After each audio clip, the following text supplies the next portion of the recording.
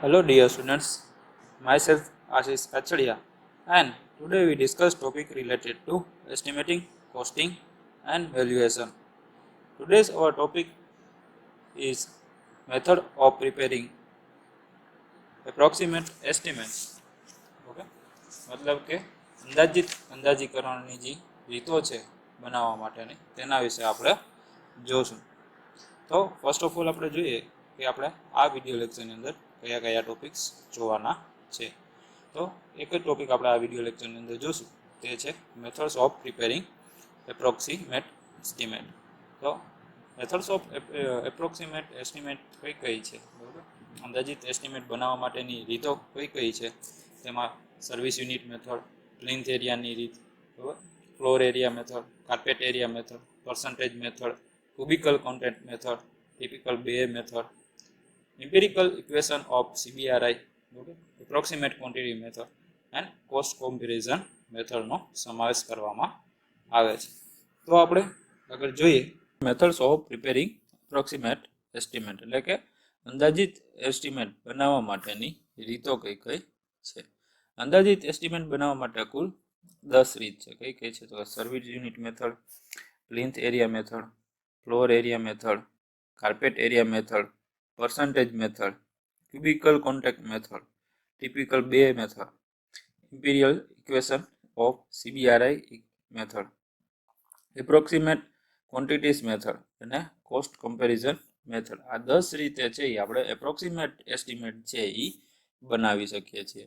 તો ડિટેલમાં બધા વિશે જોઈએ કે ફર્સ્ટ ઓફ ઓલ તો છે service unit method. Service unit મેથડની મદદથી આપણે કઈ રીતે approximate estimate બનાવી શકીએ. તો સર્વિસ યુનિટ indicates the most important unit in a structure. The entire structure is divided into number of service unit. For example, in school building the service unit is classroom. The rate of service unit is decided from the information of similar construction in the area. શું કહે છે? તો કે આ રીતમાં બાંધકામના service યુનિટમાં વેચી દેવામાં આવે છે.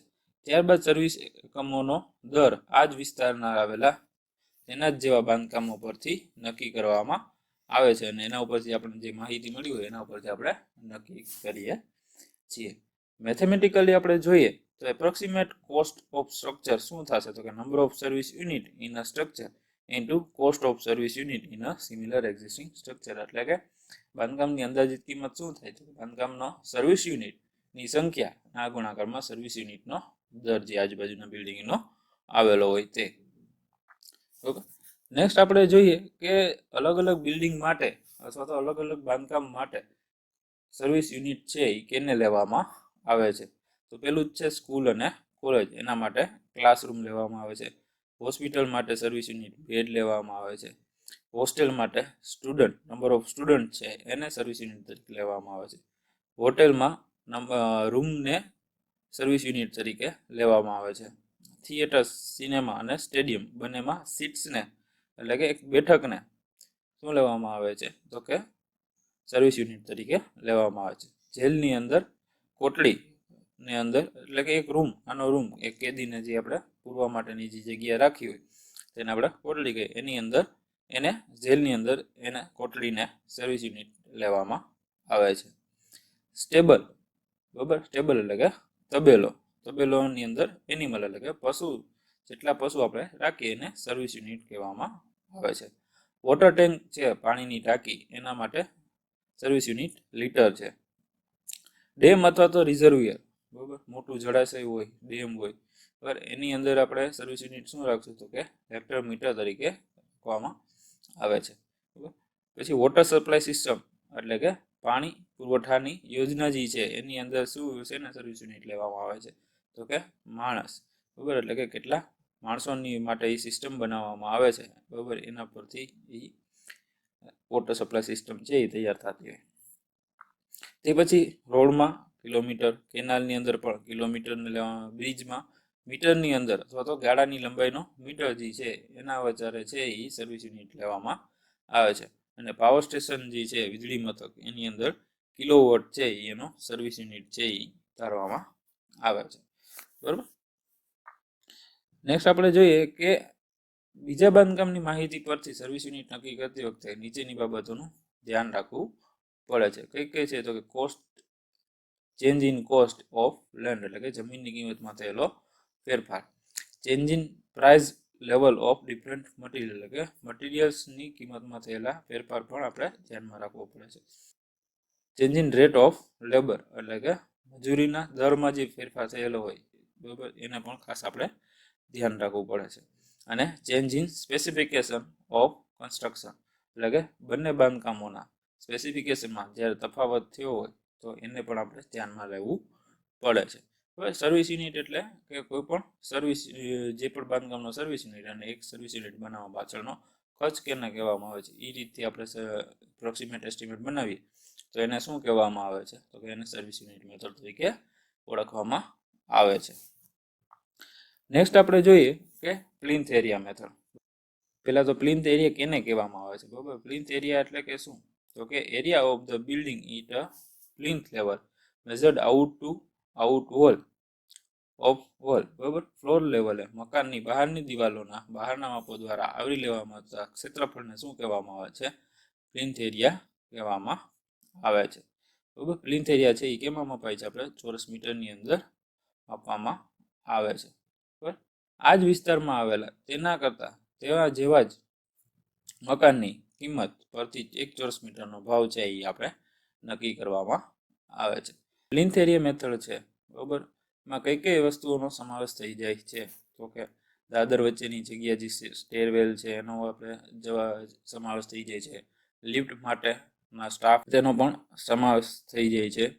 પછી સેનેટરી પેપો રાખવાની જગ્યા જે છે એનો પણ સમાવેશ થઈ જાય છે. કચરો હેઠળ નાખવાની જે જગ્યા છે બરાબર એના પણ આપણે આની અંદર સમાવેશ કરી લઈએ છીએ. પંપ અને ઇલેક્ટ્રિક મીટર રાખવાની કેબિન છે બરાબર એનો પણ આપણે પ્લિન્થ એરિયા મેથડની અંદર સમાવેશ કરી લે છે. એટલે કે દરેકનું ક્ષેત્રફળ જો 2 ચોરસ મીટર કરતાં નાનું હોય તો એ બધી વસ્તુનો શેમાં આની અંદર સમાવેશ થઈ જાય છે બરાબર. 2 મીટર સ્ક્વેર કરતાં જો મોટું હોય તો એનો આપણે આની અંદર સમાવેશ કરતા નથી. કઈ કઈ બાબતોનો સમાવેશ નથી કરતા તો કે કેન્ટિલીવર અપ્રોચ આપણે જે બનાવ્યું હોય એ, હવે બાલ્કની છે, પ્રથમ માળની અગાસી છે, લોફ્ટ એટલે કે માળિયાનો અંદરનો જે ભાગ છે એ આપણે આની અંદર ક્યાંય સમાવેશ કરતા નથી. નેક્સ્ટ આપણે જોઈએ કે in this method cost of 1 metre square area is calculated from the cost of similar construction in the નિર્માણ. એટલે કે આ બાંધકામમાં અથવા તો આ મેથડની અંદરથી તેના નજીક આવેલા તેના જેવા જ મકાનના 1 ચોરસ મીટરના ભાવ નક્કી કરેલા હોય એના ઉપરથી જે આપણે 1 મીટર સ્ક્વેરનો પ્લિન્થ એરિયા ગણી અને એના ઉપરથી આપણે એપ્રોક્સિમેટ એસ્ટિમેટ છે એ બનાવી શકીએ.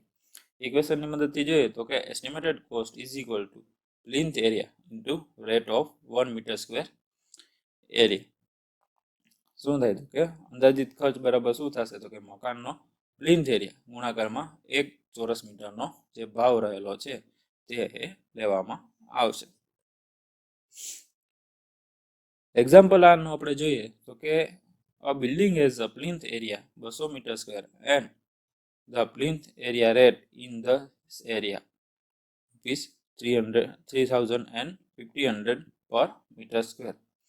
શું કહે છે તો એક મકાનનું ક્ષેત્રફળ 200 ચોરસ મીટર છે તે વિસ્તારમાં 1 ચોરસ મીટરનો ભાવ 300 ચોરસ રૂપિયા પરથી ચોરસ મીટર છે તો તેનું અંદાજિત આપણે એસ્ટિમેટ બનાવવું હોય તો એસ્ટિમેટેડ કોસ્ટ શું થશે તો કે 200 જે એનો પ્લિન્થ એરિયા છે અને એક પ્લિન્થ એરિયાનો જે કન્સ્ટ્રક્શનનો ભાવ છે એ શું છે 3500 તો એ બંનેનો ગુણાકાર કરીએ તો આપણને શું જવાબ આવશે તો કે 7 લાખ રૂપિયા છે એ કન્સ્ટ્રક્શન કોસ્ટ એપ્રોક્સિમેટ થાય છે બરોબર. નેક્સ્ટ આપણે જોઈએ કે કઈ કઈ વસ્તુ છે એની અંદર જોવામાં આવતી નથી. આપણે એ જોયું હતું કેન્ટિલેવર અપ્રોચ છે, બાલ્કની છે, ફર્સ્ટ ફ્લોરની ટેરેસ છે, લોફ્ટ છે બરોબર. 2 મીટર સ્ક્વેર કરતાં કોઈ પણ મોટો એરિયા હોય તો એ બધી વસ્તુ છે એ આની અંદર આમાં આવતી નથી. નેક્સ્ટ આપણે જોઈએ કે floor area method. Floor area method કેને કહેવામાં આવે છે કે ફ્લોર એરિયા બરાબર શું થશે તો કે plinth area minus area of wall એટલે કે દિવાલોની વચ્ચે આવેલા ફ્લોરના ચોખ્ખા ક્ષેત્રફળને શું કહેવામાં આવે છે ફ્લોર એરિયા કહે છે બરોબર. ફ્લોર એરિયા શેમાં મેઝરમેન્ટ થાય તો કે ચોરસ મીટરની અંદર મેઝરમેન્ટ થાય છે.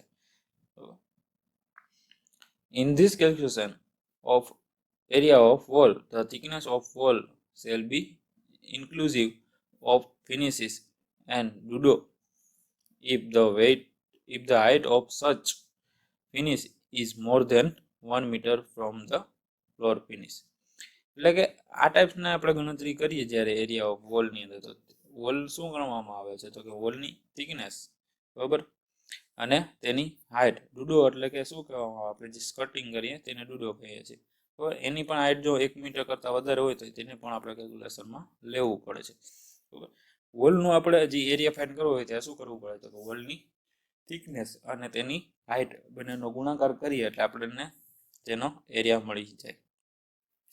The following shall be included in the wall area, બરાબર. નીચેની વસ્તુ છે એ ફ્લોર એરિયાની અંદર આવરી લેવામાં આવે છે. કઈ કઈ વસ્તુ છે, કે door and other openings in the wall, એટલે કે દરવાજા અને બારી છે એ પણ આની અંદર ગણી લેવામાં આવે છે. બિલ્ટ ઇન કપબોર્ડ, અલમારી etc appearing within a height of 2.2 meter from floor, એટલે કે દિવાલની અંદર બનાવેલા કબાટ, શોકેસ એ પણ આની અંદર સમાવી લેવામાં આવે છે. Flues which are within the wall, એટલે કે અને ઇન્ટરમીડિયેટ કોલમ, એટલે કે વચારે જે દિવાલની વચારે કોલમ આવી જતો હોય તે પણ આની અંદર આપણે સમાવી લેતા હોઈએ છીએ. સૂત્રની મદદથી આપણે જોઈએ તો કે એસ્ટિમેટેડ કોસ્ટ બરાબર શું થશે, તો કે floor area into rate of floor area. એમાં આપણે plinth area into rate of plinth area, તો આમાં ફ્લોર એરિયા તો ફ્લોર એરિયા આવી જશે, બરાબર. અંદાજિત ખર્ચ શું થશે, તો કે મકાનનો ફ્લોર એરિયા અને ફ્લોર એરિયાનો ભાવ.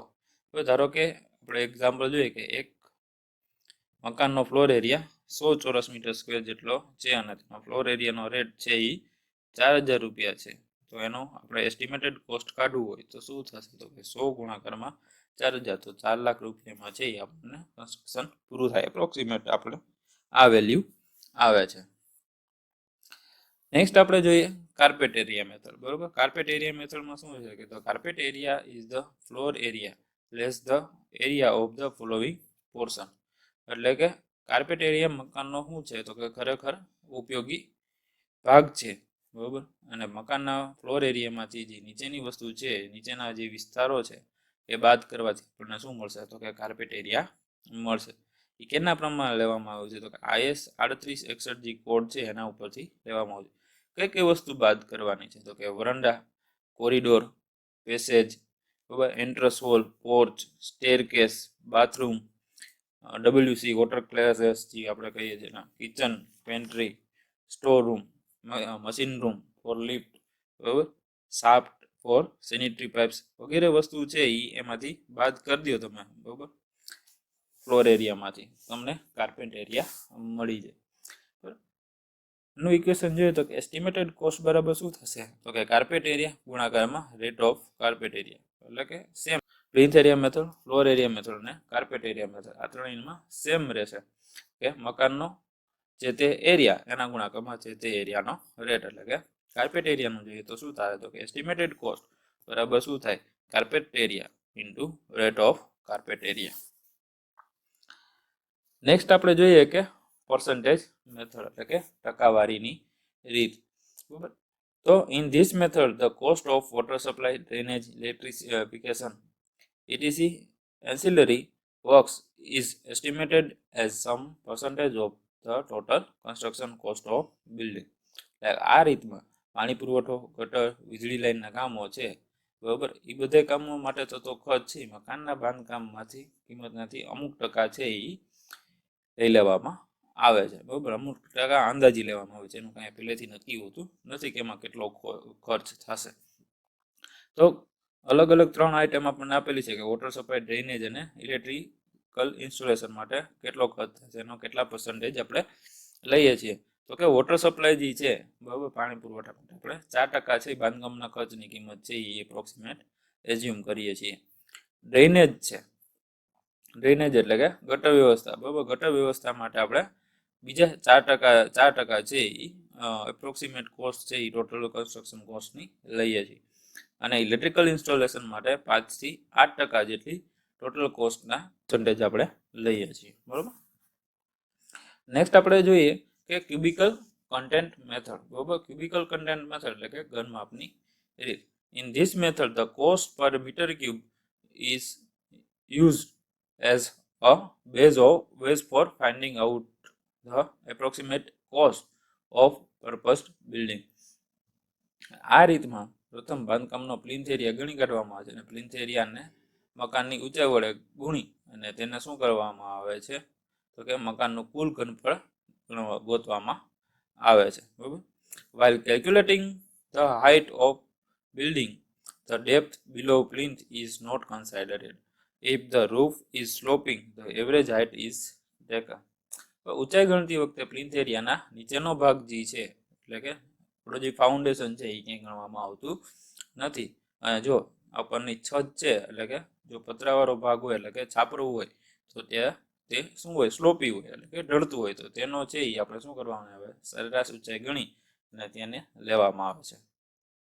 Normally distance between floor level and slab top level is taken as the height. એટલે કે ફ્લોર લેવલથી ધાબાના મથાળા સુધીના અંતરને શું કરવામાં આવે છે તો કે ઊંચાઈ તરીકે માપવામાં આવે છે. આપણે ઇક્વેશનની મદદથી જોઈએ તો કે ક્યુબિકલ કન્ટેન્ટ આપણે કઈ રીતે ગણી શકીએ. ક્યુબિકલ કન્ટેન્ટ આપણે ગણવો હોય બિલ્ડિંગનો તો કઈ રીતે ગણી શકીએ તો પ્લિન્થ એરિયા જે આપણો હતો એ અને મકાનની જે હાઇટ હતી એ બંનેનો આપણે ગુણાકાર કરીએ તો આપણને શું મળશે મકાનનું કુલ ઘન માપ મળી જશે. નેક્સ્ટ આપણે જોઈએ કે estimated cost of building due to cubical content method. ઘનમાપની રીતથી આપણને અંદાજિત એસ્ટિમેટ બનાવવો હોય તો એના માટે કઈ મેથડનો આપણે યુઝ કરી શકીએ તો total cubical content of building into cubic rate. બરાબર, મકાનનું કુલ ઘનમાપ અને ક્યુબિક રેટનો જે આપણે એક ક્યુબિકનો જે રેટ હશે એ આપણે ગુણાકાર કરશો એટલે આપણને કુલ ખર્ચ છે એ મળી જાય છે. બરાબર. In this method height is taken into considered, therefore it is more accurate. આ રીતમાં ઊંચાઈને ધ્યાનમાં લેવાતી હોવાથી આ રીત છે એ શું છે વધુ ચોકસાઈ વાળી છે. બરાબર. This method is suitable for the approximate estimate of multi-stored building. એટલે બહુમાળી મકાનોના અંદાજિત એસ્ટિમેટ બનાવવા માટે આ રીત છે બહુ જ ઉપયોગમાં આવે છે. બરાબર. નેક્સ્ટ આપણે જોઈએ કે ટિપિકલ બેની રીત.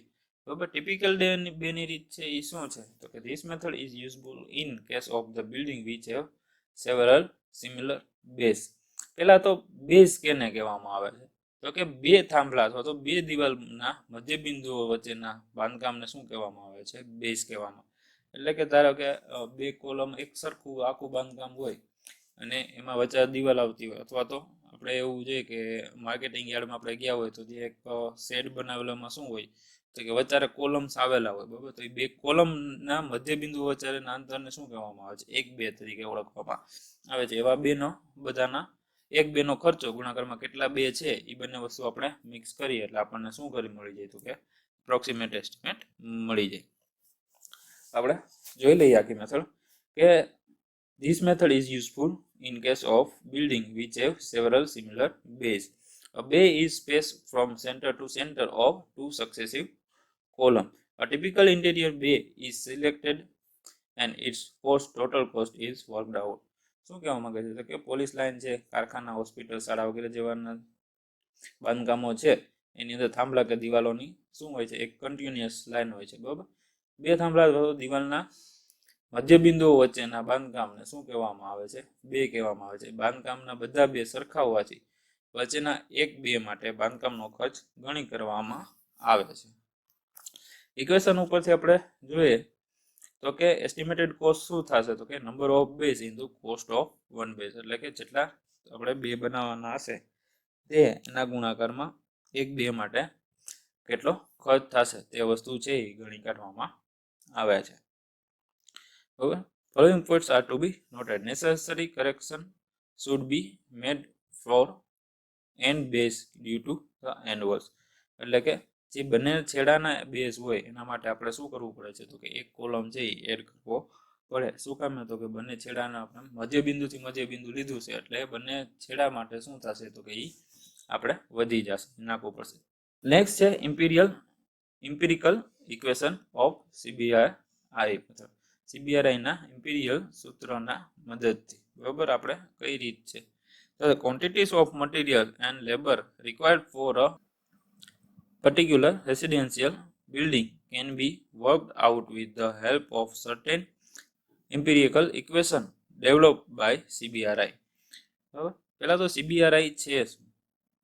CBRI છે કે શું કહેવામાં? CBRI ની ફૂલ ફોર્મ શું થાય? તો કે central building research institute Roorkee. Roorkee છે ઇન્ડિયાની અંદર આવેલું એક સ્થાન છે, બરાબર, જે મોટી એવી આનું એક સેન્ટર આવેલું છે.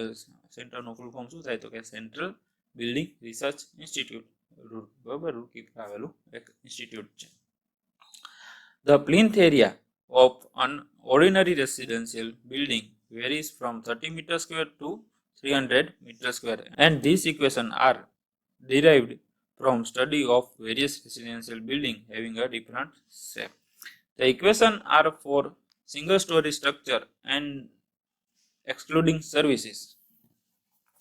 શું કહે છે? તો કે central building research institute Roorkee તરફથી અમુક બાંધકામોના કેટલી માલ સામગ્રીની જરૂર પડશે અને કેટલા કારીગરોની મજૂરી થશે, બરાબર, તે માટે આનુભાવિક સૂત્ર એટલે કે ઇમ્પિરિકલ ઇક્વેશન છે એ તૈયાર કરવામાં આવે છે.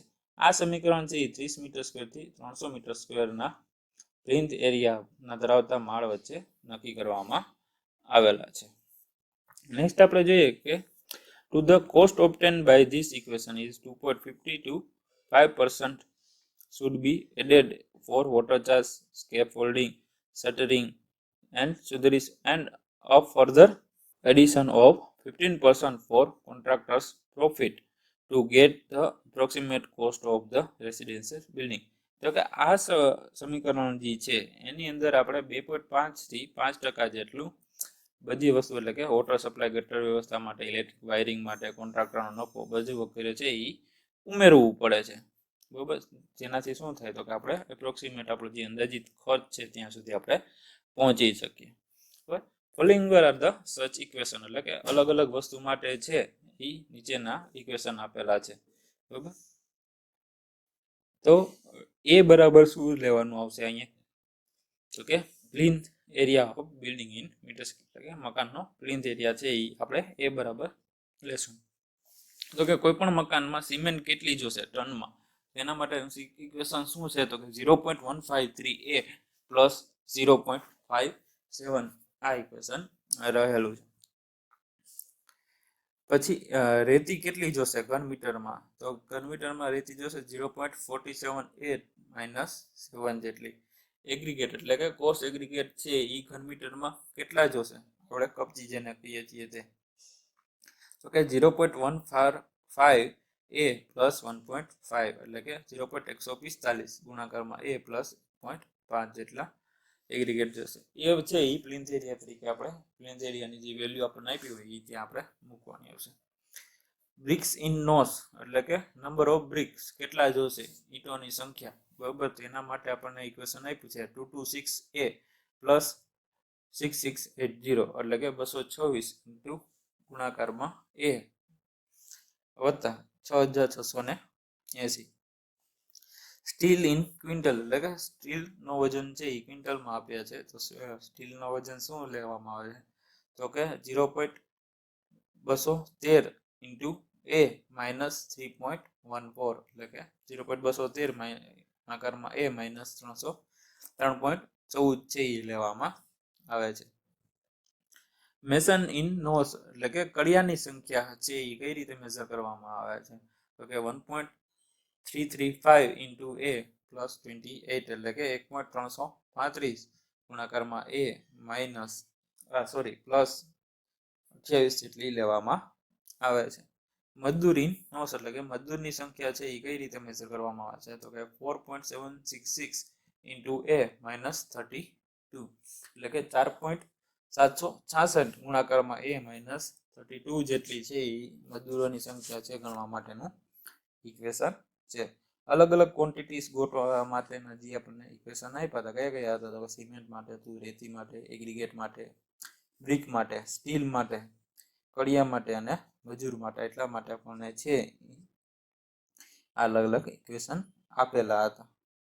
તો નેક્સ્ટ આપણે જોઈએ તો કે એપ્રોક્સિમેટ ક્વોન્ટિટીઝ મેથડ, બરાબર, એટલે કે અંદાજિત રાશિની રીત છે એ કેને કહેવામાં આવે છે. In this method various quantities are worked out with the help of many shortcuts. For instance, the wall foundation are measured in linear measurement as in running meter.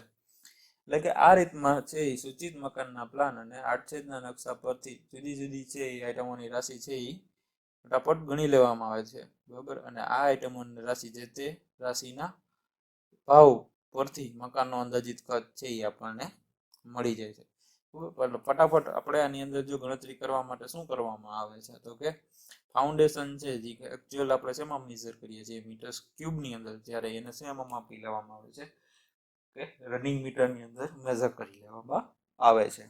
Next આપણે જોઈએ કે cost comparison method. This method is suitable for the estimate of prototype structure.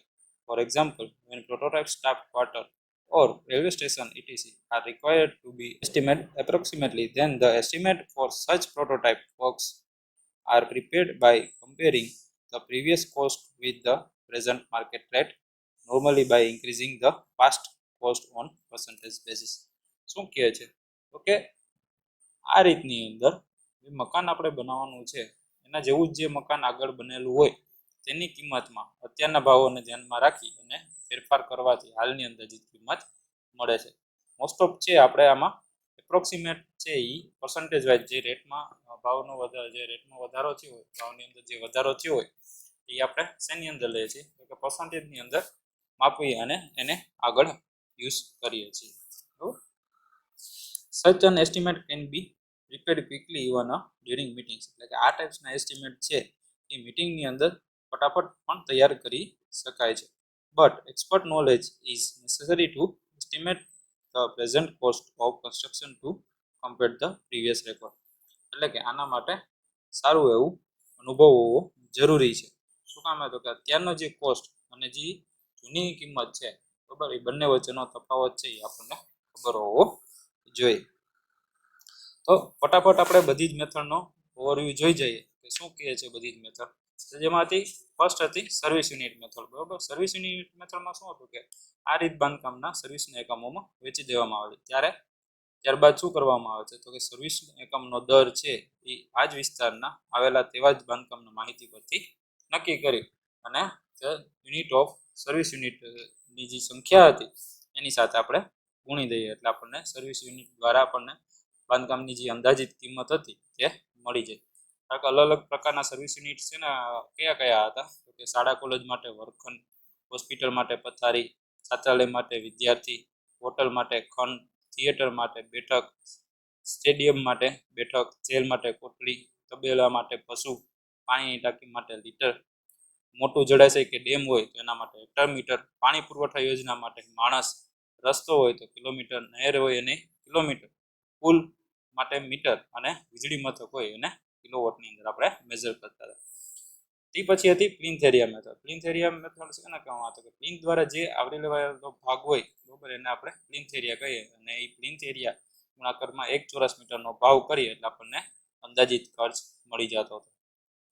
તે પછી આવતો હતો floor area method, બરોબર. Floor area method છે ને કહેવામાં આવે છે તો કે ફ્લોર એરિયામાં શું કરવામાં આવે છે તો કે દિવાલોનું ક્ષેત્રફળ છે એ બાદ કરી દેવાનું હોય, જેમાં દિવાલોની વિડ્થ અને એના હાઇટનો છે એ આપણે ગુણાકાર કરી પ્લિન્થ એરિયામાંથી બાદ કરી દઈએ એટલે આપણને ફ્લોર એરિયા મળી જાય. આમાં પણ સેમ ફ્લોર એરિયાનો આપણે જે ફાઇન્ડ કરી લીધો હોય એના ગુણાકારમાં ફ્લોર એરિયાનો જે આપણને ભાવ કીધો એ આપણે કરીએ એટલે આપણને શું મળી જાય તો કે બાંધકામનો ખર્ચ છે અંદાજિત બાંધકામનો ખર્ચ મળી જાય. તે પછી નેક્સ્ટ છે carpet area method. Carpet area છે એ શું છે તો કે મકાનનો જે ખરેખરમાં ઉપયોગમાં લેવામાં આવતો ભાગ હોય એને આપણે કાર્પેટ એરિયા મેથડ તરીકે ઓળખીએ છીએ, બરાબર. તો કાર્પેટ એરિયા મેથડમાં પણ સેમ જ રહેશે તો કે કાર્પેટ એરિયામાં શું શું કરવાનું આવશે તો કે અંદાજિત છે મકાનનો કાર્પેટ એરિયા અને 1 મીટર સ્ક્વેર કાર્પેટ એરિયાનો જે રેટ છે એ નક્કી કરવાનો હોય એને આપણે એના દ્વારા આપણને જે મળશે એને શું કહેવામાં આવે છે તો કે અંદાજિત ખર્ચ તરીકે આપણે ઓળખશું. પછી છે ટકાવારીની રીત, પર્સન્ટેજ મેથડ, બરાબર. પર્સન્ટેજ મેથડમાં શું હોય તો કે આ રીતમાં પાણી પુરવઠો, ગટર લાઈન, વીજળીના કામો વગેરે જે વર્ક છે માટે થતો ખર્ચ છે એ મકાનના બાંધકામના અમુક ટકા છે એ અંદાજી લેવામાં આવે છે. તે પછી નેક્સ્ટ આવશે ઘન માપની રીત એટલે કે ક્યુબિકલ કન્ટેન્ટ મેથડ. ક્યુબિકલ કન્ટેન્ટ મેથડમાં પણ એમ જ રહેશે કે મકાનનું કુલ ઘન માપ અને 1 ક્યુબ રેટનો ભાવ છે એ ગુણાકારમાં લઈ લેવામાં આવે, જેથી આપણને શું મળી જશે તો કે અંદાજિત ખર્ચ કઈ રીતે બનાવવો તે મળી જશે. આ રીત છે ઊંચાઈને ધ્યાનમાં લેવાથી હોવાથી વધુ ચોકસાઈ વાળી છે, અને બહુમાળી મકાન માટે અંદાજિત એસ્ટિમેટ બનાવવાની આ રીત છે એ વધુ ઉપયોગમાં લેવામાં આવે છે. તે પછી છે ટિપિકલ બેની રીત. ટિપિકલ બેની રીતમાં શું હોય છે તો કે બે થાંભલા કે બે દિવાલો વચ્ચેના મધ્યબિંદુઓ વચ્ચેના બાંધકામને શું કહેવામાં આવે છે તો કે બે કહેવામાં આવે છે. આ જગ્યા કઈ કઈ જગ્યાએ જોવા મળે છે તો કે કારખાના, હોસ્પિટલ, સ્કૂલ, આ બધી જગ્યાએ તમને આવી વસ્તુ જોવા મળે કે એક સરખું પેરેલલ બાંધકામ હોય એવું બાંધકામમાં આપણે ટિપિકલ બેની રીત છે એ યુઝ કરી શકીએ છીએ. આમાં આ રીતે આપણે અંદાજિત ખર્ચ બનાવવો હોય તો કઈ રીતે બનાવી શકીએ તો કે બેની સંખ્યા એટલે કે જે આપણે બે છે એની સંખ્યા ગુણાકારમાં 1 2 બાંધવા માટેનો જે ખર્ચ થાય તેને આપણે લઈ શકીએ. તે પછી એ સીબીઆરઆઈના ઇમ્પિરિયલ સૂત્રની રીત.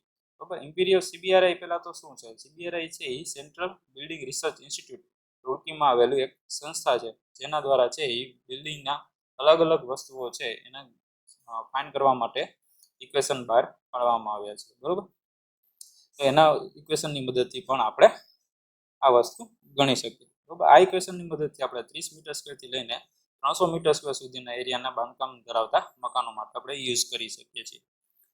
નેક્સ્ટ છે અંદાજિત રાશિની રીત એટલે કે એપ્રોક્સિમેટ ક્વોન્ટિટીની રીત. આ રીતમાં સૂચિત મકાનના પ્લાન અને આડછેદના નકશા પરથી જુદી જુદી આઇટમોની રાશિ ગણી કાઢવામાં આવે છે. આ આઇટમોની રાશિ અને જે તે રાશિના ભાવ પરથી મકાનનો અંદાજિત ખર્ચ છે એ નક્કી કરવામાં આવે છે. નેક્સ્ટ એન્ડ લાસ્ટ છે કે કિંમત સરખામણીની રીત એટલે કે કોસ્ટ કમ્પેરિઝનની મેથડ. આ રીતની અંદર જે મકાનનું જે અગાઉ બનાવેલું હોય તેની કિંમતમાં અત્યારના ભાવોને ધ્યાનમાં રાખી અને કિંમતોમાં ફેરફાર કરવામાં અને હાલની કિંમત આપણને મેળવવામાં આવે તેને શું કહેવામાં આવે? કિંમત સરખામણીની રીત કહેવામાં આવે છે.